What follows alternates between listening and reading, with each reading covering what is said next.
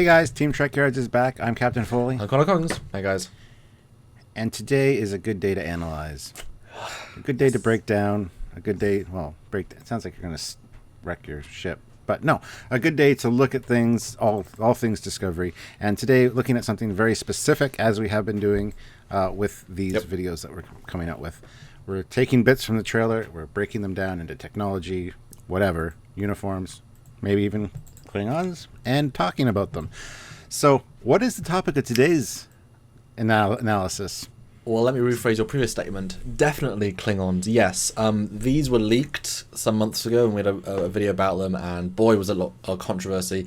This is, from the trailer, this is presumably King Klingon or whatever. Very, very interesting, quite different, and Star Trek spans 50 years.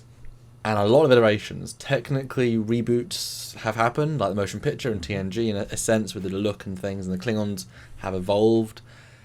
But to consider what's prime, which is the standard universe, as it were, certain things would have to exist in that prime timeline based on what we've seen over the last 50 years. And the producers say this Discovery is the prime timeline, and it takes place in a certain time, which means we can analyse based on a timeline. So, Stuart, let's get into Klingons, and here we go. Here is the Klingon timeline, and I'll try to be very in-depth with this.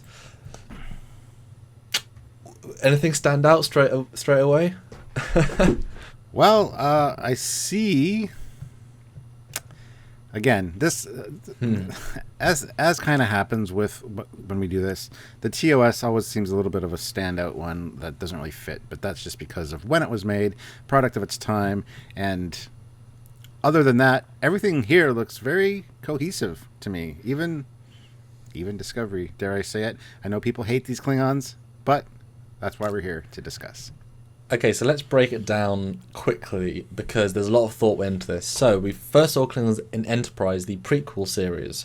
That's an example of a 2154 Klingon. In that year, the augment virus, which is Khan-Noonien-Singh DNA jazz, that infected, and the cure ended up making who was infected lose their ridges. That was only about a planet's worth. So not the entire race, not the entire empire, a small percentage of the empire, very, very small, and they all lost their very, very famous ridges. And that's how they looked after that virus. That was a Klingon thing. Now, obviously, they interbred, and that's part of why that was the Enterprise answer for the smooth-haired Klingons, that devolved them, whatever, became more human. And then the TOS ones we just happen to see the smooth-haired Klingons as the crews, those are the descendants, and then we just didn't see any ridges, but ridges would absolutely be around at the same time. Both exist. I would have assumed with Klingon culture the smoothheads would be a lower class or something, they'd be looked down upon, but hey, it's a long period between the two eras, so we don't know.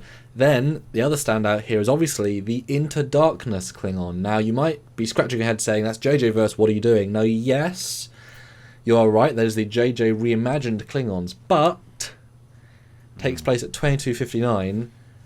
It's the Klingons from Kronos. The universe split didn't change how they looked. It's like humans don't look any different between Kelvin and Into Darkness, so why would Klingons? They wouldn't. So it doesn't matter if it's a reimagined Klingon, that is still a Klingon of that period. If you try and add what was included in those films as part of the universe. But there's obviously some links here, for better or for worse. And then Discovery fits in neatly just before Into Darkness, which is kind of funny how Into Darkness is up, and then don't see Klingons in Cage, that doesn't count, then TOS, then Motion Picture, then Star Trek 3, and then TNG 100 years later.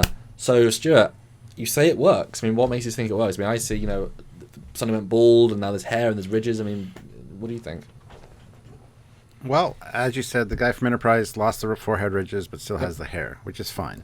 Yes. Now, the one we saw in the Discovery trailer, 2255, we're not sure if that's a modern-day Klingon or one from the past. Yep. Assuming that it's the sarcophagus ship that we've seen, we saw a sarcophagus, like a mummy sarcophagus, in the trailer. This could be an ancient Klingon brought back to life somehow, something along those lines. So this could be an older style of Klingon, way ahead, in the past. So whether it fits there or not is speculative. Yes. 2259 makes sense to me because the augment virus has been a thing I mean, you said that you're right. The Klingons wouldn't necessarily change the way they look. He's kind of got a smooth head. Could have bred with a ridge-headed Klingon, and the ridges aren't as prominent. Obviously, no hair on the JJ guy. He could just be bald. He could shave his hair. I don't know. Well, there is an interesting side note, and it's kind of, if it had been more clear, it would have changed the whole perspective. In that actual scene, some of the guys do have hair, both facial and longer hair. They just have helmets on, and they're in the background. They just happen to show the bald guy as the primary guy. If he had hair, Exactly. would have been totally changed the equation. But you'll see a shot here. There are other variants. Just that guy is bald. But hey, Chang was bald. There are bald Klingons, or at least mostly bald. So. Yeah, exactly. So it's a personal preference, just like Picard. Yeah. Well, he lost his hair due to whatever, but genetics. Some people shave their heads. They choose to, and I'm sure Klingons would be the same way.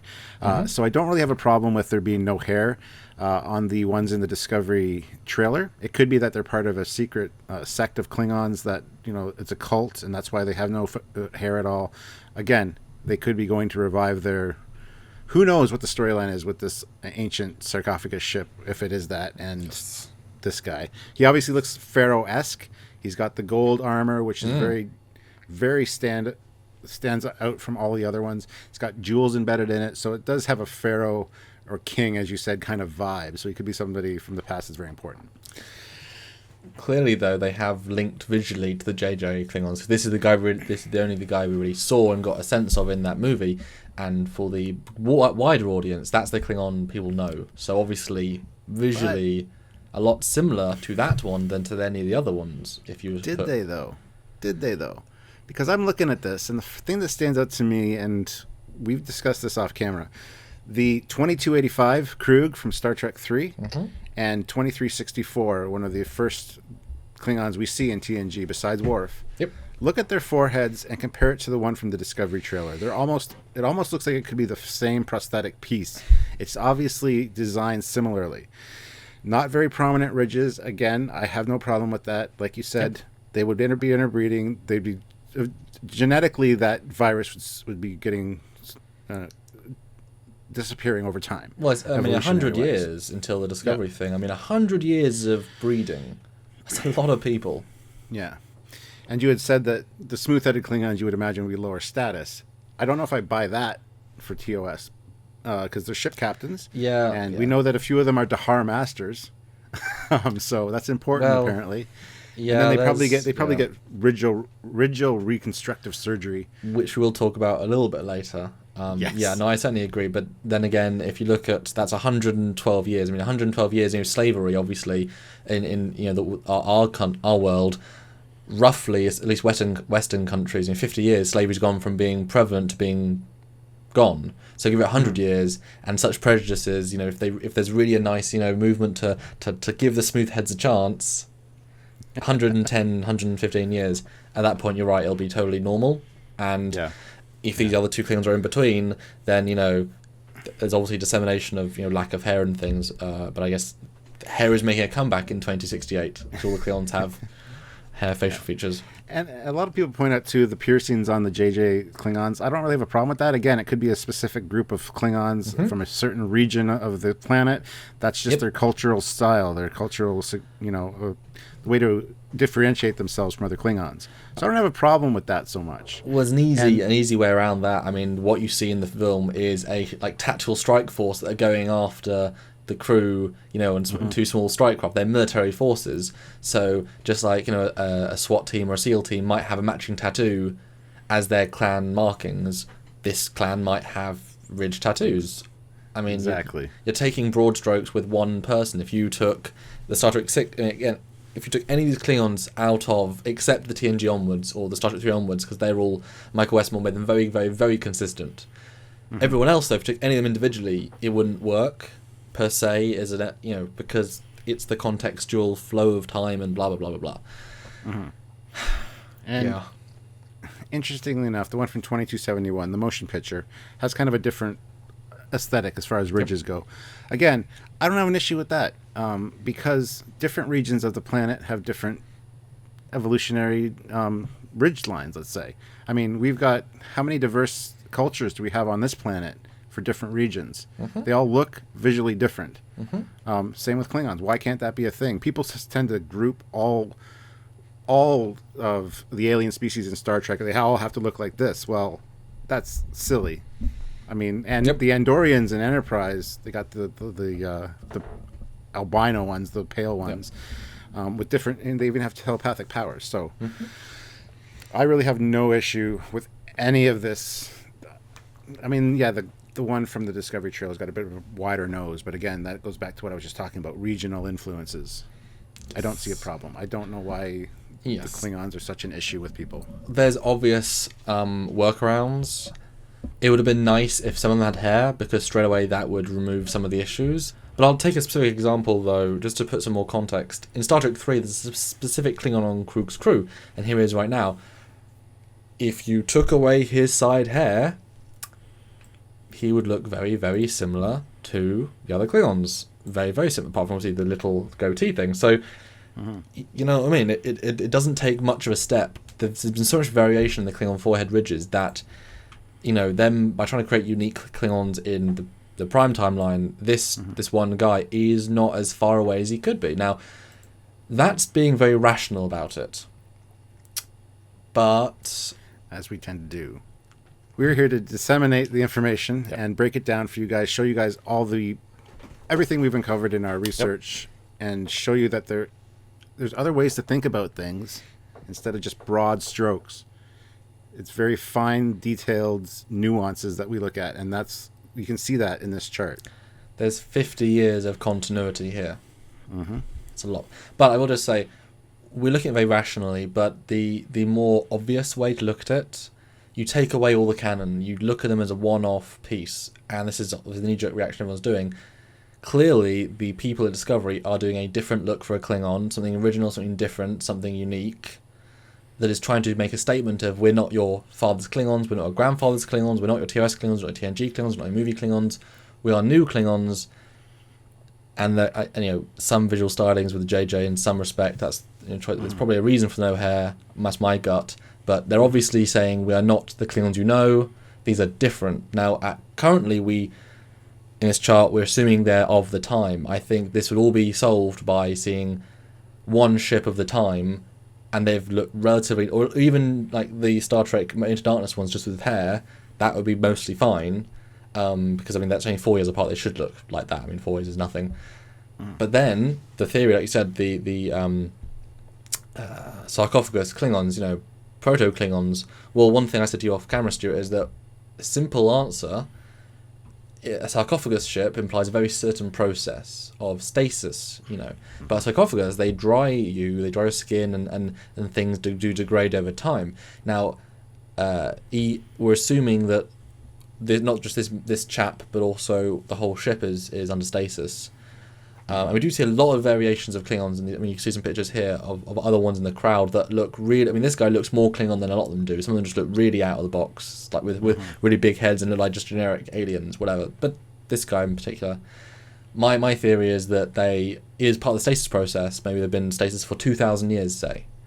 Their hair is the biological matter that hasn't survived the process. They've all lost their hair because the stasis side effect is to lose their hair, is to kill that part of them. That's the side effect, and so they're all waking up, which would set them apart from normal Klingons. That's a good visual thing, both the different genetic look and also the lack of hair. A very reasonable reason. Stylistically, it's interesting, and it's a cool side effect of a thing, and it links to memorization because things do degrade. I mean, hair does sort of die, but it does sort of die as well.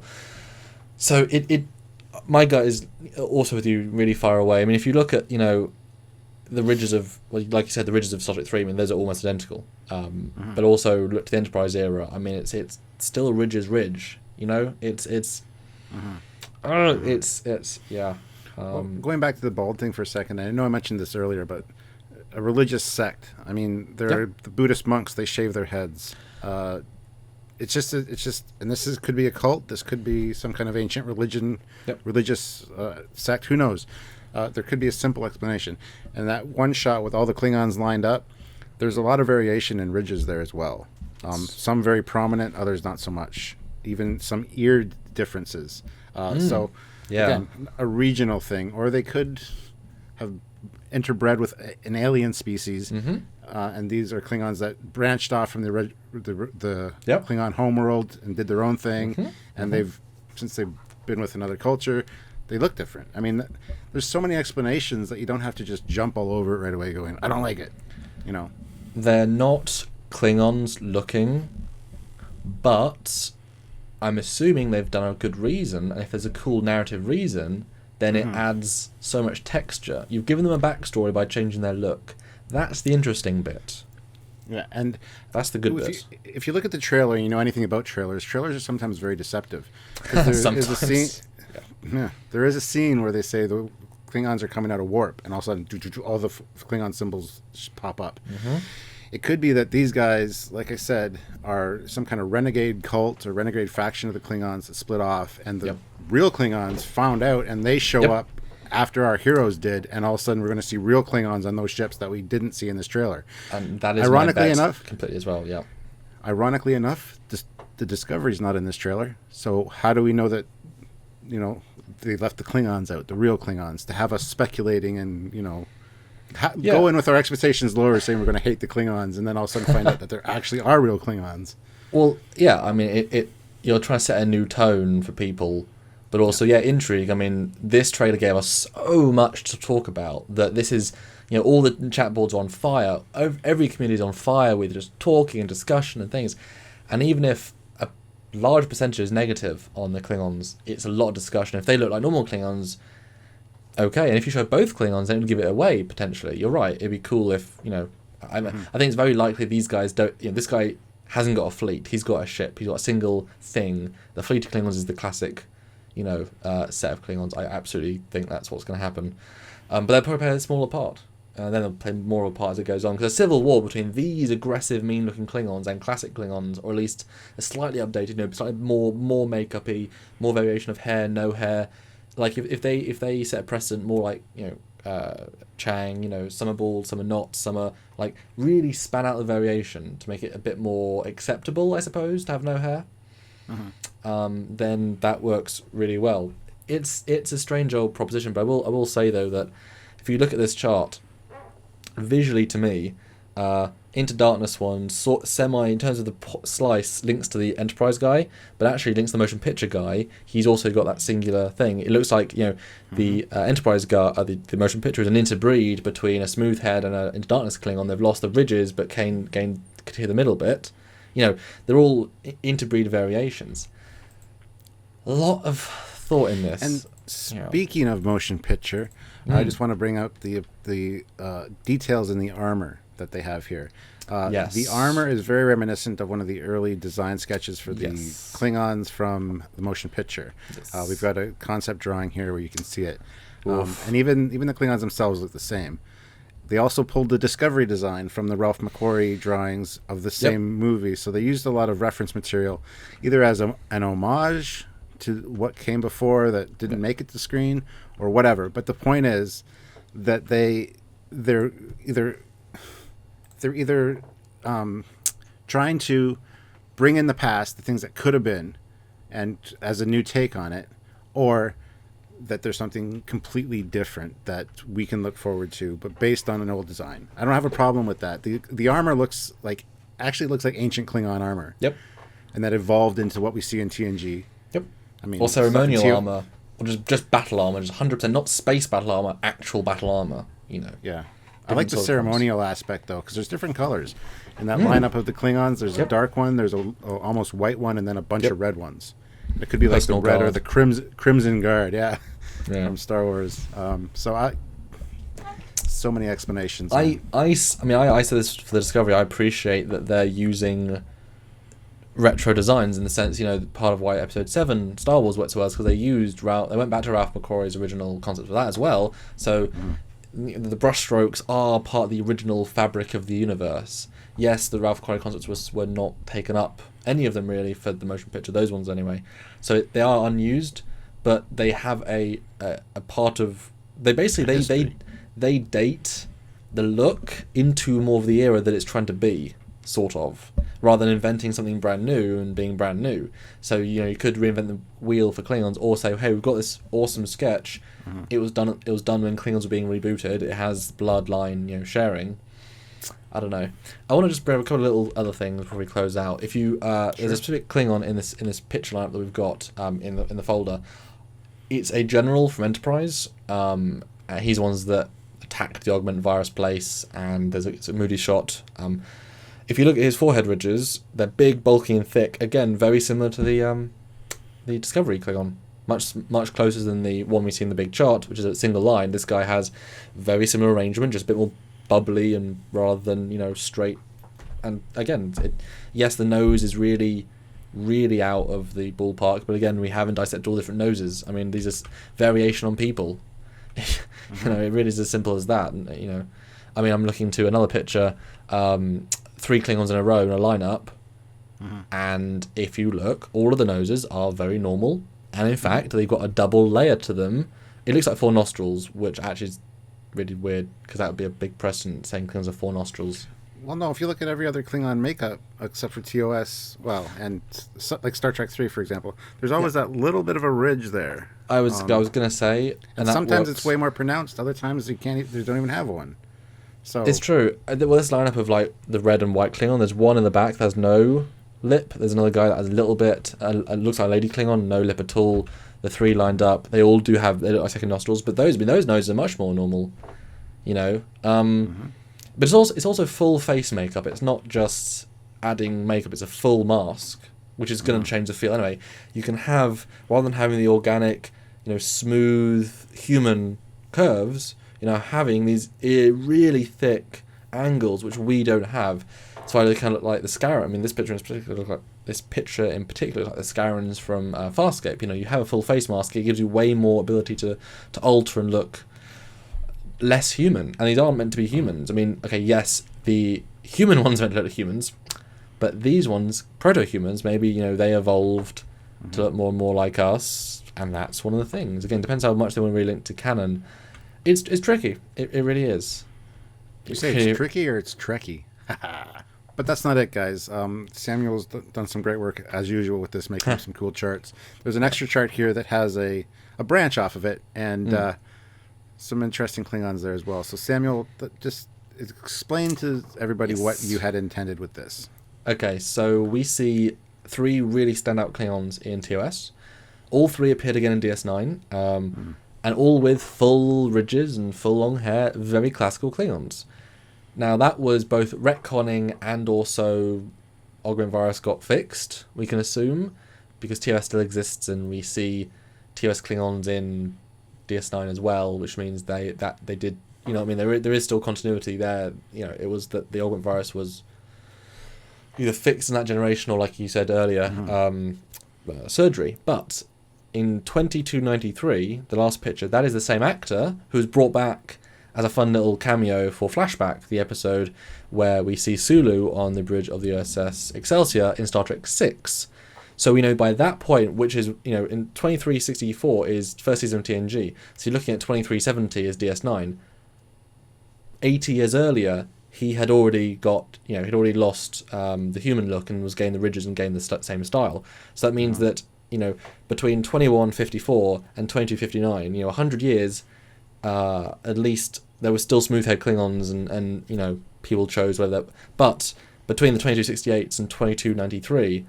those who were smooth heads could be ridge heads, either by genetic modification again, by surgery, but the smooth heads, like, that generation is when it went away. But when was that process done? We have no idea. Yeah, that's a good point, actually. And yeah, there are many possible ways that could be corrected in an advanced culture. I like the reconstruction idea. I like the genetic. You can make the bones do their... I don't know. There's different ways to go about reconstructing a face. We can do it now. Yeah. And so, and body modifications, there's scarification. You can get horns implanted under your skin. It's part of the tattoo, like, body modification culture. A lot of people out there probably know what I'm talking about. So I don't, though. although, the fact that in Enterprise all the ridges can just disappear by CGI effects means they can probably come back. That's one of the caveats and things we accept in sci-fi. You can transform your entire body into something else and then back again. It's like, but all of your cells changed and metamorphized. It's like, it doesn't really work. But hey, so I'm thinking just a cure to the thing. It took him 140 years, but hey. The last picture in this is the General from Star Trek V. Now, this is in 2287, so just after Krug. Krug is middle-aged. He's not too bad. This guy, he was basically retired. He was thrown there after a beautiful career and then less of a thing. And, he was the old Klingon. Well, that means at least 40, at least 50 years. At least. I don't know exactly. I mean, I read up in Wolf's about 28 in TNG, which seems kind of young, but hey. And if by all good things he's got white hair, he's only like 45, and that seems really young to be completely white hair, considering that, you see the TOS guy, 40 years, he looks normal. 150 years, he's got mostly white. But they wanted to age him up. Anyway, but this guy, 87, if he's 50 years, then he was born well into the time when there was the lack of ridges. But my guess is that this guy had ridges the whole time. This just proves, I think, that he's he's just one that maintained his ridges. He had ridges this entire period. We see one, he's old enough to exist in this time period. So just a little side note, basically, just that I think, there are smooth heads and ridges, and so the Into Darkness works better because there's variation. And then the Discovery one is probably proto, but maybe not, but bald. It's tricky. Yeah. Yeah. So there you go, guys. We've kind of broken down the Klingons for you a little bit and done a lot of discussion. And thank you to Samuel for getting all these pictures and doing all this research and reference. I really appreciate it, and I'm sure you guys do as well. So bottom line, as we ask with all these things, is this a reboot? Does it fit in the Prime timeline? Does it make sense? In my opinion, or is it JJ Verse? In my opinion, these Klingons work just fine. I mean, they don't look 100%, but like I said, there could be story reasons for that. Either interbreeding with another alien race or very ancient Klingons for some reason, and they've evolved since then. I think it fits. I mean, they don't... he's got a bigger nose and stuff, but different other regional... ones don't. Other ones don't, though, so it's not... Yeah, that's different regional areas from the planet. Why not? So I don't have a problem with the Klingons so much. When I first saw them, I did. But in this trailer, I don't have a problem with them. I think they fit the Klingon mold rather nicely. I can see why people are upset with no hair, but again, there could be a reason for that. So I'm going to say Prime timeline fits in nice. Yeah, we try and be unbiased, objective here, and so, people are going to hate that opinion, but... Yep. You've listened to our thought process. For me, it's too early to tell. I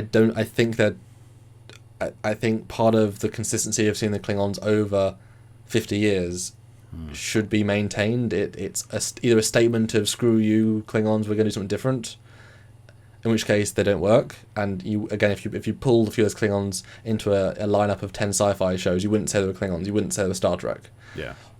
But there needs to be a story reason. If there is, and it makes sense and gives them just a great, cool reason, then yes, they'll work. So I can't judge yet. They don't work. If you stretch it, they probably do, but just sort of stretching the culture a little bit until, especially the variations we see in the trailer. Yeah. It's like that's so unprecedented. I mean, it's like we've never seen Klingons like this we've seen a lot of Klingons over a lot of years, over a lot of battles, over a lot of ships. So they don't work. Yeah, plus it's sorry, I got to jump in. Plus it's a trailer, guys. How many trailers have you seen and got really hyped up for a movie just to realize that the trailer really doesn't say what the movie's about? Trailers are meant to be deceiving in some cases. Well, it's clearly all one scene or one... I mean, it's all takes place in one room. The sarcophagus chamber, they're bringing this guy back to life. They're all this one sort of Klingon. I mean, that's, it's contextual. He might put a wig on in the next scene. He might inject something and he regrows his hair. Unlikely, but so I just think I've got to wait. If they're ancient Klingons, then it's a cool, awesome look. It's the proto Magnus, proto humanoid. I can't remember the names of those are, but it's proto human version of Klingons, and that's awesome. That's a really cool way of making a new, unique, standalone villain that has all the culture, has all the backstory. because you understand what Klingons are, but it lets you do a different take on them. And you can have both Klingons, which is awesome as well. And you can sell more figures once it's explained. So when it's explained, I'll judge it. Yeah. Okay. So I've got to fair wait. to say. I've got to wait. I can't give any judging on this, which is pretty radical, I know. But that's my... Well, I'm basing it on what I think the story is, and that's why I said they fit. So I should maybe... I should maybe change my opinion a little bit to mirror yours. We need to see more. No, I agree. I think they've got to go old Klingons. If so, it makes sense. If they don't... Well, again, that's the end of the episode. Interbreeding with another alien race, perhaps, too. Yep. So, explain anyway, it. I mean, come on, they explained the smooth head Klingons. It doesn't work, then they explained it, and then it works. It's literally that simple. You give it a reason. It could be, too. I just thought of another one. Maybe they tried to repair the augment virus, and it went wrong, and these guys are like mutant Klingons as a result. And then shunned out of society. And shunned, exactly. Brilliant. That's exactly what I was going to say. And that's why they're angry, and they want to rebel, and they want to kill, and they want to... Yeah, absolutely. Watch this. The Klingons that warp in are all smooth heads. I would laugh. I would be like, yes! Yeah. No, I mean, you need a mixed crew, really. But yeah, I mean, that's the funny thing. You have all... Yeah.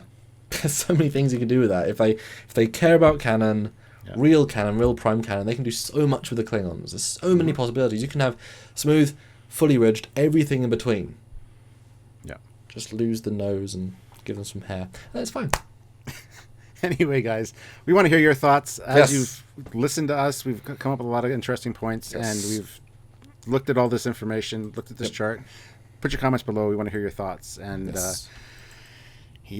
please, if you like this video, click like. Don't forget to share it around, and definitely subscribe so you don't miss any more of our discovery breakdowns and analysis. So much information. If you want to support this show, 2 ways, well, 3 ways, and she'll tell you the third in a minute. Patreon, our monthly donation scheme for YouTubers like us. You can directly, the people who watch the show can directly contribute to help us continue this show, continue what we do, and continue to have the time to bring you all these amazing, really, a lot of work videos when things like Discovery come out, or the new movie, all that research so you don't have to. Or a one-time donation at trekyards.com. Click that donate button and give what you can to, again, help the Trek news review discussion show called Trekyards. Yeah. And as I said earlier, if you can't help financially, just share the video around as much as you can, and let's try to spread, positive thinking and, logical thinking. Break things down. Don't just... And awareness. Yes. Thank you. Yeah. Anyway, guys, hope you enjoyed this. Until next time, I'm Captain Foley. I'm Commander Kongs. Bye, everybody. Bye, guys.